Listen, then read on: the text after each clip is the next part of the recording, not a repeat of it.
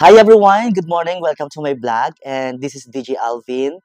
And today we are inviting here at Aberdeen Hotel for the Estilo Modelo Philippines Fashion Awards. At ilan sa mga models ng Di Mana Stylist Philippines ay makakapanayam natin, and ipapakilala ko sa inyo isa-isa ang mga modelo ng Di Mana Stylist Philippines. And before that, I would like to thank, of course, to Mami Annabel Balala, the owner and founder of The Mana Stylist Philippines. Don't forget to follow and like and share my Facebook page, DJ Alvin. Ayan. So, see you later, everyone.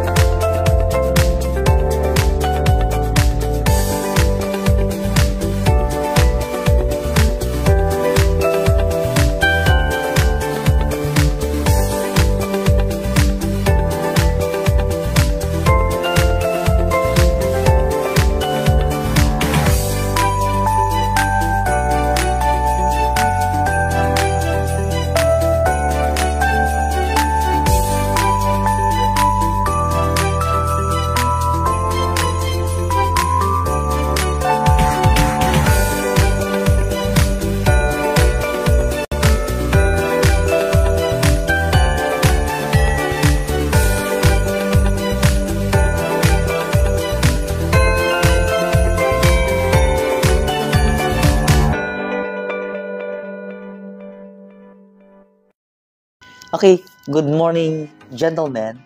Anyway, so bago ang lahat, can you please tell me something about yourself?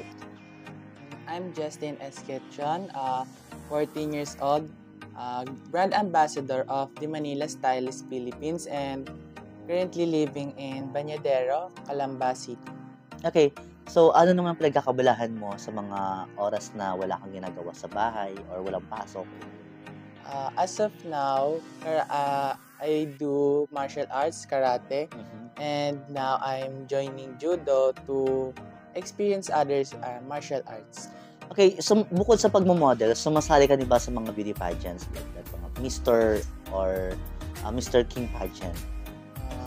Not common, but nag-join lang ako sa mga fashion show. Okay, so marami ka na ba mga awards na natanggap? Yes. Hindi na mabilang-bilang. Yes.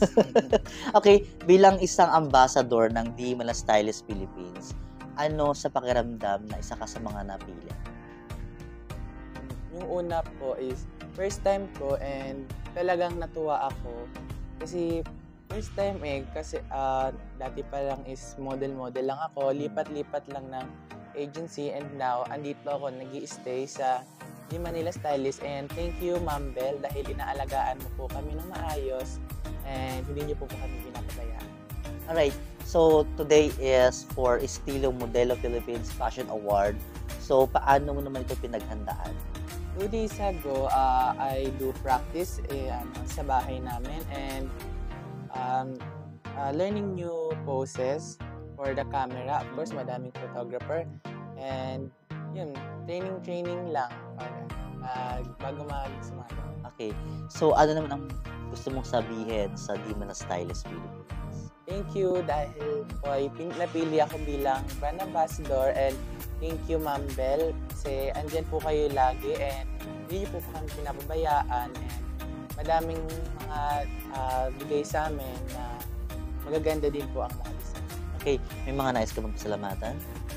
Thank you po sa mga magulang ko, kapatid ko na sinusuportahan ako, lalo na sa mayor namin na andyan din po para sa mga kagaya kong nag-model laban ang Bañadero or Calamba also.